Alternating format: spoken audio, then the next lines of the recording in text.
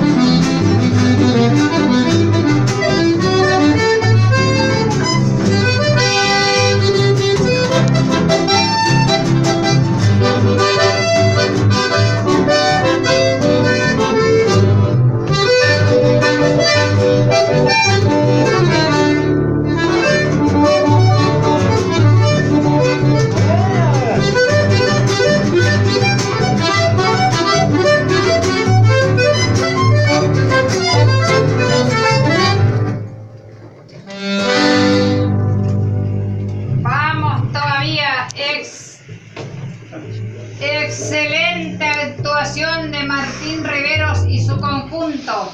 Acá tenemos una nota que dice: atención amigos, mañana domingo